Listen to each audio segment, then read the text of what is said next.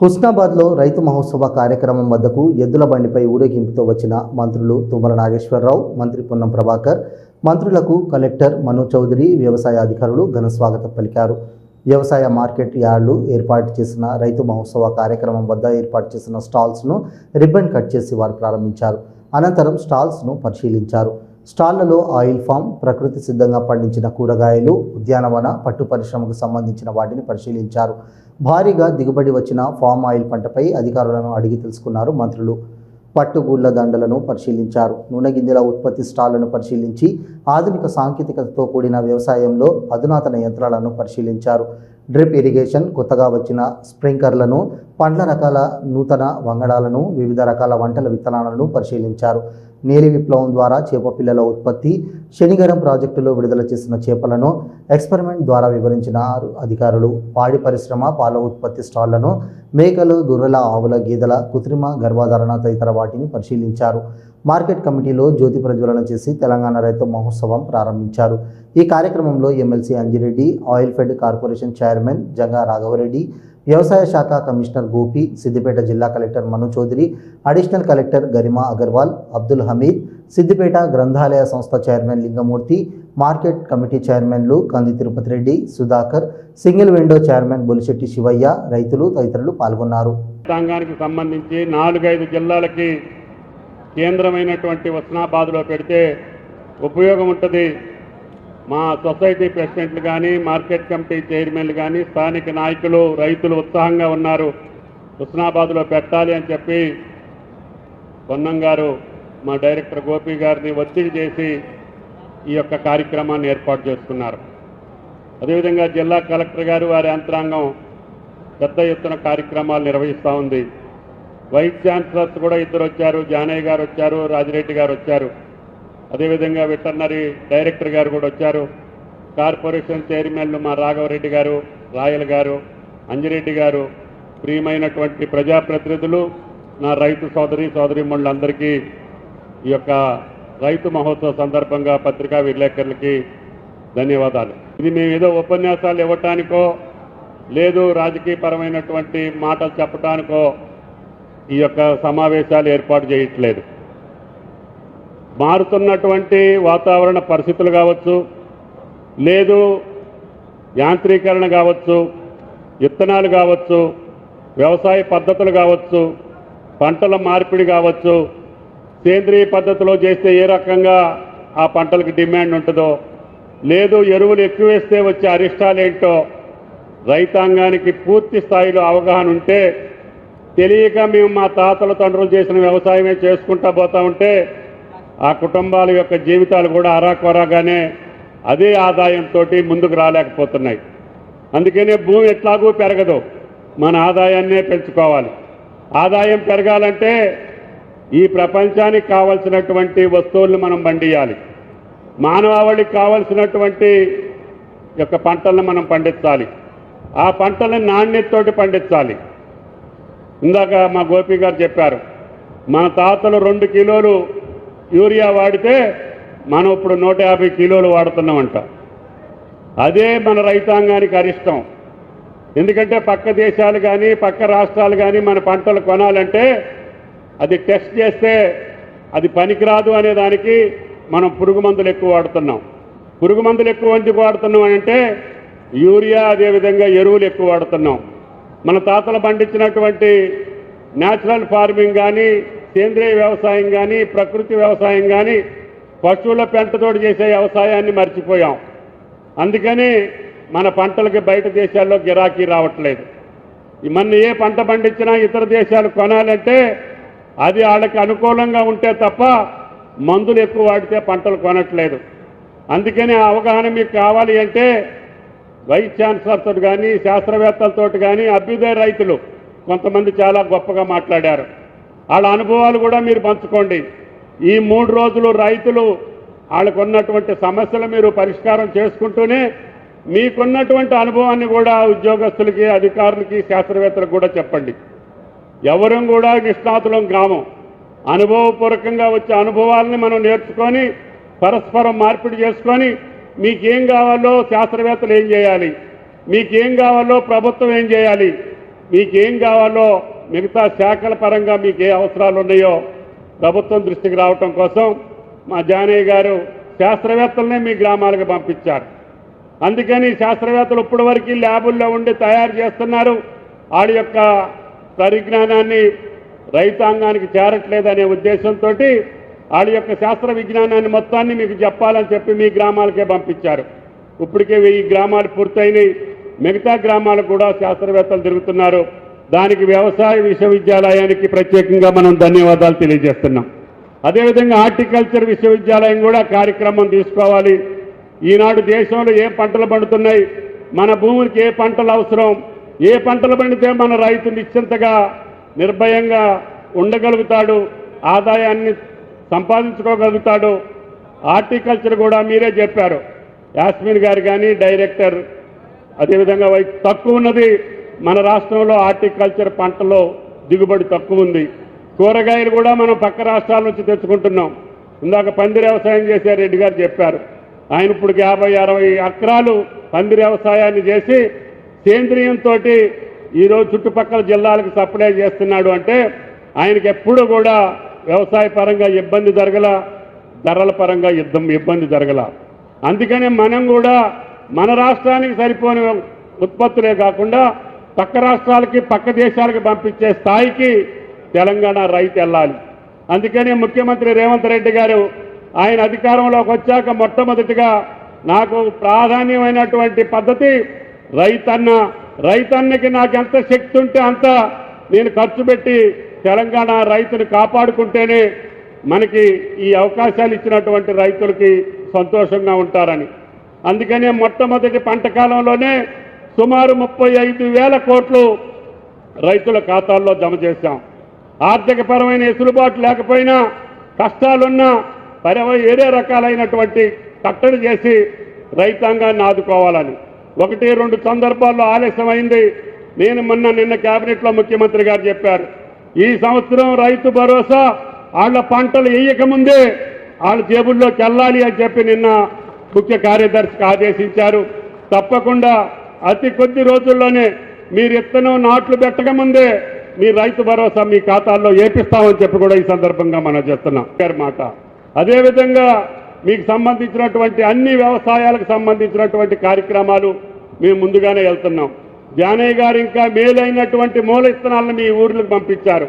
ప్రతి గ్రామంలో కూడా పెసలు కానీ కందులు కానీ వరి కానీ వాళ్ళు తయారు చేసేటువంటి అత్యుత్తమైనటువంటి వంగడాలు మీకు పంపించారు. మీరు వాటిని మల్టిప్లై చేసి పక్క రైతులకు ఇస్తే కల్తీ ఇత్తనాల బాధ తప్పుద్ది, రైతులు మోసపోయేటటువంటి పరిస్థితి ఉండదు. అందుకనే వ్యవసాయ విశ్వవిద్యాలయ సహకారంతో రాష్ట్రం మొత్తం అన్ని గ్రామాల్లో ఉన్నటువంటి అభ్యుదయ రైతులకి విత్తనాలు పంపిణీ చేశాం. శాస్త్రవేత్తలను మీ దగ్గరికి పంపిస్తున్నాం. ఎప్పుడూ చరిత్రలో లేదు ఈ రకమైనటువంటి రైతాంగానికి కావలసినటువంటి కార్యక్రమాలు. ఇప్పుడు మా రాయల్ గారు ఉన్నారు, మనం పండించినటువంటి పంటనన్నింటినీ ఆపాలి, దాచుకోవాలంటే కూడా గోడౌన్ లేవు. మీ మంత్రి గారు అడుగుతున్నారు, అందుకనే కలెక్టర్ గారు స్థలం ఇస్తే మీ హుస్నాబాద్లో కూడా గోడౌన్లు ఏర్పాటు చేస్తామని చెప్పి కూడా ఈ సందర్భంగా మనం చేస్తున్నాం. ఈ రకంగా మనకు కావలసినటువంటి ఆయిల్ ఫామ్ ఫ్యాక్టరీ కూడా మీకు దగ్గరలోనే వస్తుంది. ఇది రాష్ట్రంలోనే పెద్ద ప్రాజెక్టు. ఇది ఇప్పటికే 60 టన్నులతోటి మొదలుపెట్టాం. అది 90-120 టన్నుల దాకా కూడా దాని కెపాసిటీ పెంచుకొని రిఫైనరీ చేసేది కూడా తెలంగాణలో లేదు. దాన్ని కూడా ఇక్కడే నెర్మెట్లోనే ఏర్పాటు చేసి రేపు రాబోయే నెలలోనే ఆ ప్రాజెక్ట్ని ప్రారంభిస్తామని చెప్పి కూడా మీకు ఈ సందర్భంగా మనం చేస్తున్నాం.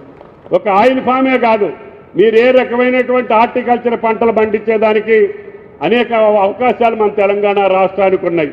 ఇప్పుడు 33 జిల్లాలలో 31 జిల్లా ఆయిల్ ఫామ్కి ఉపయోగపడుతుంది. ఆయిల్ ఫామ్ పండించుకునే దానికి అవకాశాలు ఉన్నాయని చెప్పి పర్మిషన్ తెప్పించాం. అన్ని జిల్లాల్లో కూడా పంట నేశారు. ఇందాక కొద్దిమంది రైతులు చెప్పారు, 3వ సంవత్సరం 4వ సంవత్సరంలోనే వాళ్ళకి ఆదాయం వస్తూ ఉంది. 3 సంవత్సరాల్లో కూడా మీరు కూరగాయలు కానీ వేరే అంతర పంటలు వేసినా కూడా మీకు ఆదాయం వస్తుంది. అదేవిధంగా మీకు హార్టికల్చర్ నుంచి పైసలు కూడా వస్తాయి. ఈ రకంగా మీరు ఏది కావాలంటే అది వ్యవసాయ శాఖ పరంగా మా డైరెక్టర్ గోపి గారు కానీ, యాస్మిన్ గారు కానీ, మా చైర్మన్లు కానీ రేవంత్ రెడ్డి గారు చెప్పినటువంటి అన్ని పద్ధతులను అమలు చేయడానికి వ్యవసాయ శాఖ సిద్ధంగా ఉంది. కాబట్టి భగవంతుడు ముందుగానే తొలకరించింది అనుకున్నాం. మళ్ళీ 4-5 రోజులు గ్యాప్ వచ్చింది. రోహిణి కార్తె కూడా దగ్గర పడింది. మృగశిర కార్తెలో మీరు అన్నీ కూడా మళ్ళీ వ్యవసాయ సన్నద్ధం చేసుకోవాలి. దానికి ముందుగానే కేంద్రం అంజిరెడ్డి గారు కూడా ఉన్నారు. ఎరువులు మనకి పూర్తి స్థాయిలో సప్లై చేయట్లేదు. యూరియా అడుగుతున్నాం, డిఏపి అడుగుతున్నాం. గత 2-3 నెలలుగా కావాల్సినంత రాలేదు. 9వ తారీఖున మంత్రి గారి దగ్గరికి మేము వెళ్ళి తప్పకుండా మనకు కావాల్సినటువంటి ఎరువులన్నింటినీ ముందే బఫర్ స్టాక్ పెట్టుకోమని చెప్తున్నాం. విత్తనాలకు సంబంధించి కూడా ఏ లోటు లేకుండా అన్ని రకాల విత్తనాలను కూడా సిద్ధంగా ఉంచాం. ఏ కార్యక్రమానికైనా సరే రాష్ట్ర ప్రభుత్వం ముందస్తు ప్రణాళికతోటి ముందుకెళ్తున్నాం. కాబట్టి ఎటువంటి ఆటంకాలు లేకుండా, ఎటువంటి ఇబ్బందులు లేకుండా మీ పంటల్ని పండించి మేమే కొనుగోలు చేస్తున్నాం. మీ దగ్గర సన్ఫ్లవర్ కొనాలి అని చెప్పి మంత్రి గారు చెప్తే వెంటనే సన్ఫ్లవర్ కూడా కొనుగోలు చేశాం. ప్రభుత్వానికి నష్టం వస్తుంది. నష్టం వచ్చినా కూడా రైతును ఆదుకోవాలి అనే ఉద్దేశంతో ముఖ్యమంత్రి గారి ఆదేశాల మేరకు సన్ఫ్లవర్ కానీ, జొన్నలు కానీ, మక్కలు కానీ, కందులు కానీ, పెసలు కానీ అన్నిటినీ మేమే కొనుగోలు చేసి ఏటా 1000-2000 కోట్లు ప్రభుత్వానికి నష్టం వచ్చినా మన రైతును ఆదుకోవాలని చెప్పి ఎంఎస్పీ ధరలకు కొంటున్నాం. కానీ కొంతమంది వీటన్నిటిని కూడా రాజకీయ పరం చేయాలని చెప్పి ఓడిపోయిన పార్టీలు కానీ, లేదు వేరే అధికారంలోకి రావాలనే పార్టీలు రైతుని రాజకీయానికి వాడుకోవాలంటే అది మీ జీవితానికి, మీ పార్టీలకి మంచిది కాదని చెప్పి కూడా మీకు ఈ సందర్భంగా మనం చేస్తున్నాం. చేసుకొనియండి, ఆయన కష్టం ఆయన అనుభవించనియండి. ఆ యొక్క కష్టాలని మీరు రాజకీయాలుగా మలుచుకొని మీరు రాజకీయంగా బాగుపడాలంటే ఏ రాజకీయ పార్టీకి సాధ్యం కాదు. అందరం ఆయన ఆత్మస్థైర్యాన్ని పెంచాలి, ఆయనకి ఆత్మవిశ్వాసాన్ని పెంచాలి, ఆయనకి నమ్మకాన్ని పెంచాలి. ప్రభుత్వం ఒక పక్క, ప్రతిపక్షాలు ఒక పక్క, అందరం కలిసి ఉద్యోగులు ఒక పక్క, రైతుని అందరం కూడా కడుపులో పెట్టుకొని కన్న కొడుకులాగా చూస్తే తప్ప రైతు నిలబడలేడు. కాబట్టి అందరం కూడా ఏ పార్టీ, రాజకీయ పార్టీలు ఏదైనా కావచ్చు, ప్రభుత్వాలు ఏదైనా కావచ్చు. ఇప్పుడు మొన్న మిత్రులు చెప్పారు, ప్రభాకర్ రావు గారు ఎవరో, పోయినసారి కేంద్ర వ్యవసాయ మంత్రి గారు పాపం మేము అడగగానే 25% ఇంపోర్ట్ డ్యూటీ వేస్తే పామాయిల్ ధర 20,000 దాటింది. మళ్ళీ మొన్న ఏ కారణాలతోటో మళ్ళీ 10% తగ్గిస్తే మళ్ళీ 1000-2000 తగ్గింది. అందుకనే రేపు కేంద్రం మీద మేము ఒత్తిడి తీసుకొచ్చి మళ్ళీ ఇంపోర్ట్ డ్యూటీని దీని మీద ఇంపోజ్ చేయమని చెప్పి అడుగుతున్నాం. ఎరువులు సకాలంలో ఇవ్వమని చెప్తున్నాం. మీరు ప్రకటించిన ఎంఎస్పీ ధరకి మేము రైతుల దగ్గర నుంచి కొన్న పంటలన్నీ కూడా కేంద్రం కొనాలని చెప్పి డిమాండ్ చేస్తున్నాం. కాబట్టి కేంద్రం, రాష్ట్ర ప్రభుత్వాల సహాయ సహకారాలతోటి నా తెలంగాణ రైతు ఉజ్వలంగా ఉండాలి. పాడి పంటలతోటి ఇందాక గోపి గారు ఆయన వ్యవసాయ అనుబంధ రంగాలకు సంబంధించినటువంటి యొక్క ఆవులు కానీ, మేకలు కానీ, చేపలు కానీ, కోళ్లు కానీ అవి పెంచుకుంటే రైతుకి ఏ రకంగా ఆదాయం వస్తుందో ఆ జాతుల యొక్క వివరాలు కూడా మీ దగ్గర పెట్టారు. కాబట్టి వ్యవసాయంతో పాటు అనుబంధ రంగాలతో కూడా మనకు భాగస్వామ్యం ఉండాలి. మన తోటలో ఆవులు ఉండొచ్చు, కోళ్ళు ఉండొచ్చు, గొర్రెలు ఉండొచ్చు, మేకలు ఉండొచ్చు. పామాయిల్కి ఏ రకమైనటువంటి ఇబ్బంది లేదు. పామాయిల్ తోట చుట్టూ ఫెన్సింగ్ చేసుకొని ఈ యొక్క అనుబంధ రంగాలను కూడా మనం పెంచుకుంటే అన్ని రకాల ఆదాయం రావాలి. లేత తోటలలో మునగేయండి, మునగేస్తే ఆదాయం వస్తుంది. ఇందాక ఒక తల్లి మునగాకుతోటి వచ్చినటువంటి తేనె పెట్టింది, చాలా స్వచ్ఛంగా ఉంది.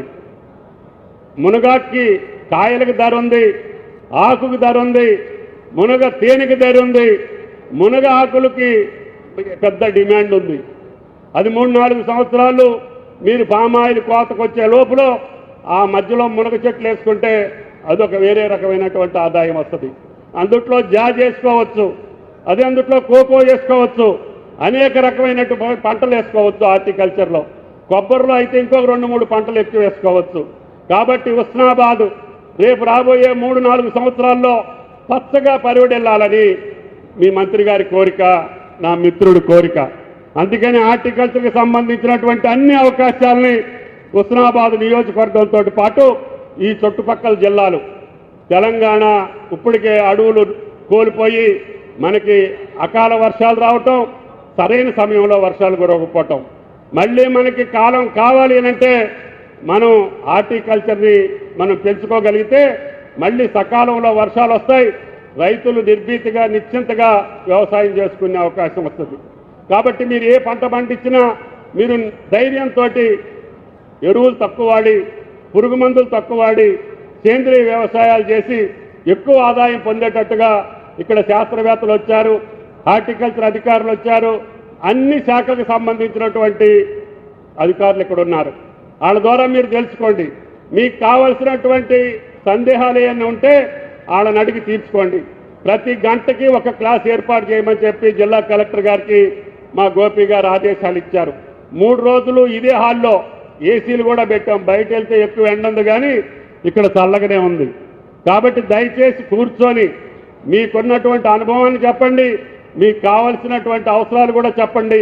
దానికి తగ్గట్టుగా విశ్వవిద్యాలయాలు కానీ, అదేవిధంగా ప్రభుత్వ శాఖలు కానీ, ప్రభుత్వం కానీ మీ మాటకు అనుగుణంగా నడుస్తామని చెప్పి మీకు ఈ సందర్భంగా మనవి చేస్తూ, రైతు ఈ ప్రభుత్వం కూడా రైతుల సంక్షేమం కొరకు ఆలోచించే ప్రభుత్వంలో వ్యవసాయ శాఖ మంత్రులుగా అనేక వ్యవసాయ రైతాంగానికి ఉపయోగపడే కార్యక్రమాలు తీసుకుంటున్నటువంటి వారికి స్థానిక శాసనసభ్యుడిగా స్వాగతం తెలియజేస్తూ, వేదిక మీద ఉన్న పెద్దలు చాలా మంది ఉన్నారు కాబట్టి పేరు పేరున సహకార సంఘాలకు సంబంధించి అధికారులుగా, వివిధ యూనివర్సిటీల వైస్ ఛాన్సలర్లుగా, రైతులుగా ఇక్కడికి విచ్చేసిన ప్రతి ఒక్కరికి పేరు పేరున నా హృదయపూర్వకంగా నమస్కారాలు తెలియజేస్తా ఉన్నా.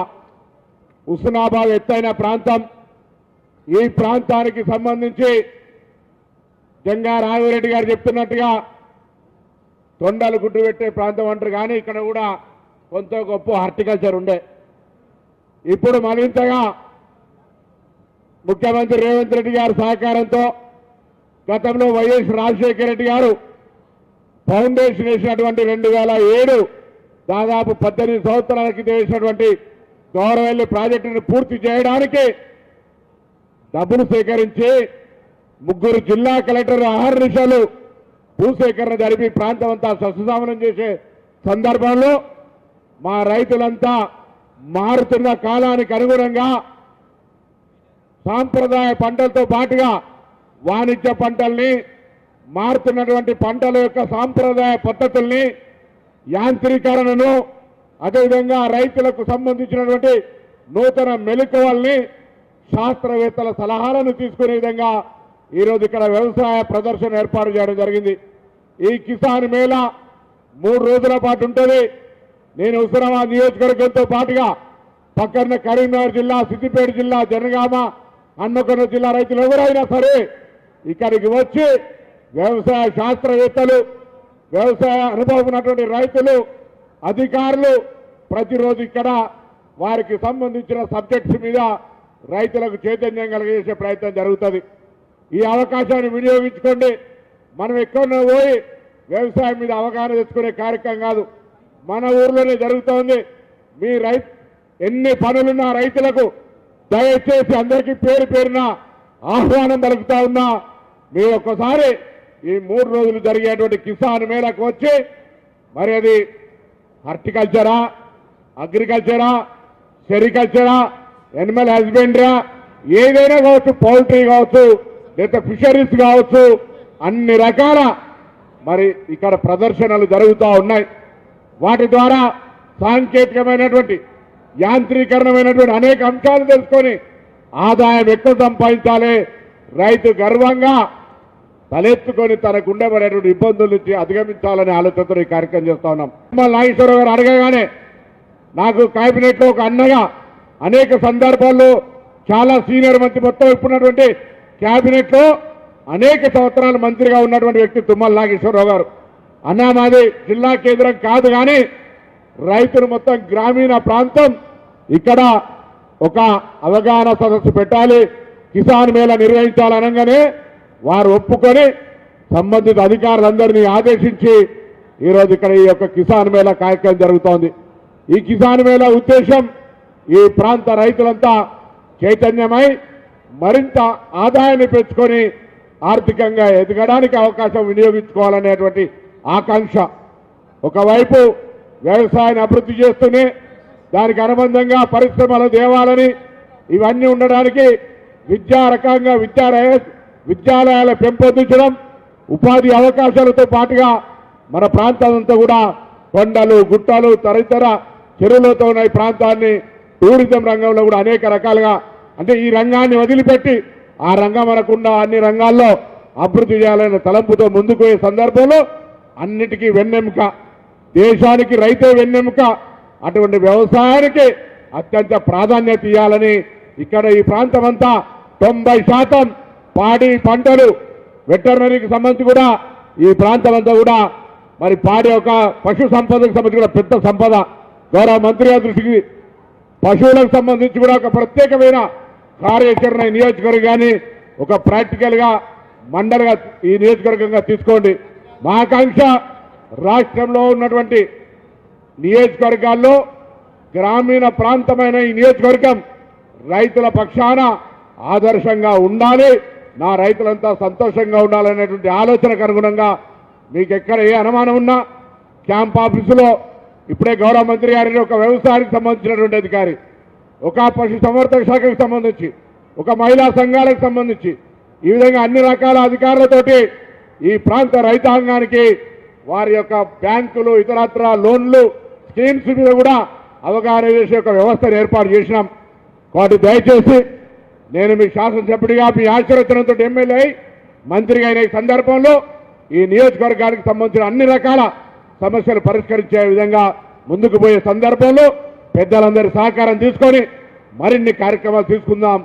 మీరు ఉపయోగించుకోవాలి. ప్రభుత్వం ఎన్ని కార్యక్రమాలు చేసినా ప్రజల సహకారం రైతుల సహకారం కావాలి. కాబట్టి నేను రైతులందరినీ వేడుకుంటా ఉన్నా, ఈ 3 రోజులు జరిగే ఈ సదస్సులల్లో ఈ అవగాహన నేర్చుకొని మరింత సాంకేతికమైన ఈ ప్రాంతమంతా చైతన్య రైతులుగా ఒక ఆదర్శమైనటువంటి రైతులుగా అనుభవం ఉన్న రైతుల యొక్క అనుభవాలను తెలుసుకుంటూ మరి మన అందరికీ మార్గదర్శకం కావాలని హుస్నాబాద్ రైతాంగం తెలంగాణ రైతాంగానికి ఎక్కడికి వెళ్ళినా పోయి చెప్పగలిగేంత అవగాహనతోటి మార్గదర్శకులుగా మారాలని నా ఆకాంక్షని సందర్భంగా వ్యక్తం చేస్తూ మరొక్కసారి ఈ కార్యక్రమం నిర్వహించడానికి అవకాశం ఇచ్చినటువంటి పెద్దలు తుమ్మల నాగేశ్వరరావు గారికి, ఈ యొక్క కార్యక్రమాన్ని ఏర్పాటు చేసినటువంటి జిల్లా కలెక్టర్ గారితో పాటుగా డైరెక్టర్ గోపి గారు, యాస్మిన్ పాషా గారు, వైస్ ఛాన్సలర్లు వ్యవసాయ శాఖ జానయ్య గారు, అదేవిధంగా వెటర్నరీ ఎనిమల్, దాని తర్వాత హార్టికల్చర్ యూనివర్సిటీ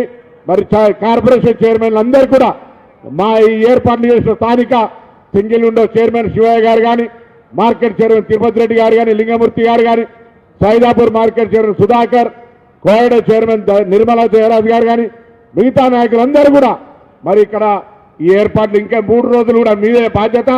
వచ్చే రైతులందరికీ కూడా అవగాహన కలిగే విధంగా కార్యక్రమం ఉండాలని కోరుకుంటూ మరొక్కసారి తుమ్మల నాగేశ్వరరావు గారికి ధన్యవాదాలు. ఇక్కడికి వచ్చి ప్రదర్శన ఏర్పాటు చేసిన స్టాల్స్ వారందరూ కూడా మా ప్రాంత రైతాంగానికి అవగాహన చేసే విధంగా ఓపికగా వారందరికీ సంధాయించి ఈ పథకాల గురించి చెప్పాలని కోరుతూ నమస్కారం చెప్తాను. ఎక్కడైతే రైతన్న పంట పండిస్తారో అక్కడ ఒక డీజిల్ పంప్ పెట్టి రేషన్ కార్డు ఏ విధంగా ఇస్తారో ఆ విధంగా ఎక్సైజ్ డ్యూటీ లేకుండా ఇస్తే రైతన్నలు పంట పండించడానికి ఆస్కారం ఉంటుంది. దీన్ని ఒకసారి ఆలోచించాలని తెలియజేస్తా ఉన్నాను. అదేవిధంగా పత్తి పంట ఏ విధంగా వేస్తారో పత్తి పంటలో పత్తి అయిన తర్వాత ఆ చెట్టు ఏ విధంగా ఉంటుందో రైతు చెరుకు పంట అయిన తర్వాత చెరుకు పిచ్చితో ఏ విధంగా బోర్డు తయారు చేస్తారో ఆ విధంగా బోర్డు తయారు చేయాలని ఏదైతే ఇండస్ట్రీ వాళ్ళతో కలిసి అది చేయాలని కోరుతా ఉన్నారో రైతన్నలకు అందరికీ బెనిఫిట్ జరుగుతూ ఉంటుంది. అదేవిధంగా తుమ్మ చెట్లైనా పిచ్చి చెట్లైనా ఏదైతే ఉంటాయో దాన్ని బ్రికెట్స్ కింద మార్చి బ్రికెట్స్ కింద చేస్తే ఈ బాయిలర్లో కోల్ బదులు ఈ బ్రికెట్స్ వాడితే పొల్యూషన్ తగ్గుతుందని కూడా తెలియజేస్తా ఉన్నాను. అదేవిధంగా రైతన్నలకు ఏదైతే ఉందో పంట పండించడానికి ఎవరి మీద ఆధారపడి ఉండకుండా 1 లక్ష నుండి 5 లక్షల వరకు ఓడి ఫెసిలిటీ ఇస్తే వాళ్ళ సాగు చేసుకొని పంట దిగుబడి వచ్చినప్పుడు ఓడి ఫెసిలిటీ అమౌంట్ కడతారని తెలియజేస్తా ఉన్నాను. ఈ దేశవ్యాప్తంగా ఎవరైతే తెలంగాణలో ఉన్నారో రైతన్నలను డేర్ చేయాలంటే ఇది ఒకటి ఆలోచించాలని తెలియజేస్తా ఉన్నాను. లేదా సెల్ఫ్ హెల్ప్ గ్రూప్స్ ఏ విధంగా వితౌట్ సెక్యూరిటీతోని వాళ్ళు ఏ విధంగా లోన్ తీసుకొని ఏ విధంగా చేస్తారో రైతన్నలందరినీ ఒక గ్రూప్ గా తయారు చేసి ఏదైనా మిషనరీ పర్చేజ్ చేయాలన్నా పెద్ద మిషనరీ పర్చేజ్ చేయాలన్నా వాళ్ళు పర్చేజ్ చేయలేకపోతా ఉన్నారు. కొత్త టెక్నాలజీ ఏదైతే ఉందో ఆ టెక్నాలజీ యూటిలైజ్ చేసి వాళ్ళు పంట దిగుబడికి రావాలి. డ్రోన్స్ ఏదైతే ఉందో ప్రతి మండలంలో డ్రోన్స్ ఏదైతే సెల్ఫ్ హెల్ప్ గ్రూప్స్ ఇస్తున్నారో ఈ డ్రోన్స్ ద్వారా మందులు తక్కువ పిచికారు చేస్తే వాళ్ళకి దిగుబడి బాగా వస్తుందని తెలియజేస్తా ఉన్నాను. అదేవిధంగా ఏదైతే ఈ ఆయిల్ ఫామ్ ఉందో ఆయిల్ ఫామ్ ఇప్పటివరకు రాఘారెడ్డి గారు చెప్పడం జరిగింది. 6, 7, 8 జూన్ 3 రోజులు ఎక్స్టెన్సివ్గా చాలా పెద్ద ఎత్తున రైతులందరూ భాగస్వామ్యంతో ఈ మహోత్సవం అనేది జరుపుకుంటా ఉన్నాం. ఇందులో మనము రైతులకి సంబంధించినంత వరకు పంటలు ఏ విధంగా లాభసాటిగా చేయాలి, వ్యవసాయ అభివృద్ధి, అదేవిధంగా రైతుల జీవన ప్రమాణాలు స్థితిగతులు మెరుగుపరచడానికి ఈ రైతు మహోత్సవం అనేది మనము నిర్వహించుకుంటా ఉన్నాం. ఇందులో మనకి ప్రధానంగా చూసినట్లయితే ఈ రైతు మహోత్సవంలో రైతులకి అవగాహన కల్పించడమే కాకుండా ప్రత్యక్షంగా మనము ప్రదర్శనలు కూడా ఏర్పాటు చేసుకొని ఉన్నాము. ఈ రైతు మహోత్సవంలో 134 స్టాల్స్ అనేవి ఏర్పాటు చేసుకున్నాము. ఇందులో నుంచి ప్రధానంగా మనకి ఒక 34 స్టాల్స్ వ్యవసాయ యంత్రీకరణకి సంబంధించి పెద్ద షెడ్ కింద ఆర్గనైజ్ చేయడం జరిగింది. అదేవిధంగా మనకి సేంద్రియ పద్ధతిలో వ్యవసాయం చేయటము, వాణిజ్య పంటలకి సంబంధించి ఆయిల్ పామ్ కల్టివేషన్, కూరగాయలు పండ్ల మొక్కలు, వ్యవసాయానికి సంబంధించిన వివిధ స్టాల్స్ కూడా ఏర్పాటు చేసుకొని ఉన్నాము. ఇందులో మనకి వ్యవసాయం, ఉద్యాన శాఖ, పట్టు పరిశ్రమ, పశు సంవర్ధక శాఖ, అదేవిధంగా మత్స్య శాఖ వారు కూడా స్టాల్స్ ఏర్పాటు చేసుకొని ఉన్నారు. రైతులందరికీ ప్రైవేట్ కంపెనీలు కావచ్చు, ప్రభుత్వం తరపు నుంచి కావచ్చు, విత్తనాలకి సంబంధించి, ఎరువులకి సంబంధించి, అదేవిధంగా మనకి మైక్రో ఇరిగేషన్కి సంబంధించి కూడా అవగాహన కల్పించాలి అన్న ఉద్దేశంతో వాటికి సంబంధించిన ప్రదర్శన కూడా ఈరోజు ఏర్పాటు చేసుకొని ఉన్నాము. ఇవి కాకుండా మనకి రోజువారీ మొత్తం చూసుకున్నట్లయితే ప్రతి అరగంట వ్యవధిలో ఒక వర్క్షాప్, శిక్షణా శిబిరం అనేది కూడా ఈ హాల్లోనే మనకి రైతులందరికీ శాస్త్రవేత్తలు, మేధావులు, మనకి వ్యవసాయ యూనివర్సిటీ ప్రొఫెసర్లతోటి, సైంటిస్టులతోటి ముఖాముఖి మీకు ఉన్న సందేహాలు కావచ్చు, సలహాలు కావచ్చు, సూచనలు కావచ్చు, వారన్నిటినీ కూడా వారితోటి ముఖాముఖి ఇంటరాక్ట్ అయ్యే విధంగా కూడా ఈ వేదిక ఒక వారధిగా నిలుస్తుంది అని నేను భావిస్తున్నాను. ఈ రైతు మహోత్సవానికి సంబంధించి మనకి సిద్దిపేట జిల్లా కాకుండా చుట్టుపక్కల ఉన్న కరీంనగర్, హన్మకొండ, జనగామ అన్ని జిల్లాల నుంచి కూడా రైతులు మనకి ఇక్కడ భాగస్వాములు అయి ఉన్నారు. 6వ తారీఖు, 7వ తారీఖు, 8వ తారీఖు 3 రోజులు కూడా రైతులందరూ పెద్ద ఎత్తున వచ్చి భాగస్వాములయ్యి ఇక్కడ అవగాహన కల్పించుకొని మనం డెమాన్స్ట్రేట్ చేస్తున్న టెక్నాలజీ కావచ్చు, పరికరాలు కావచ్చు, పరిజ్ఞానం కావచ్చు, వీటన్నిటి మీద సమగ్రంగా అవగాహన కల్పించుకుంటే తప్పకుండా ఈ రైతు మహోత్సవాన్ని మనము విజయవంతం చేసిన వాళ్ళం అవుతాము అని నేను భావిస్తూ ఉన్నాను. జిల్లా వ్యాప్తంగా చూసుకున్నట్లయితే సుమారు 5,50,000 నుంచి 5,60,000 ఎకరాల వరకు సాగు విస్తీర్ణం ఉంది. అందులో ప్రధానంగా మనకి వరి 3,76,000 ఎకరాలు, కాటన్ 1,10,000 ఎకరాల వరకు ఉంది. ఇతర కూరగాయలు, పండ్ల మొక్కలు ఒక 33,000 ఎకరాల వరకు ఉన్నాయి. ఈ రైతు మహోత్సవంలో మనం ఏ విధంగా పంటలు వేసుకుంటే బాగుంటుంది, ఎరువులు తగ్గించి మనకి ఏ విధంగా ఆదాయం వచ్చే పంటలు వేసుకోవాలి, మన దిగుబడిని పెంచుకునే విధంగా కూడా అన్ని శిక్షణా శిబిరాలు అనేవి ప్లాన్ చేసి రూపొందించడం జరిగింది. ఈరోజు ఇందులో భాగస్వాములైన ప్రతి ఒక్కరికి పేరు పేరున ధన్యవాదాలు తెలియజేస్తూ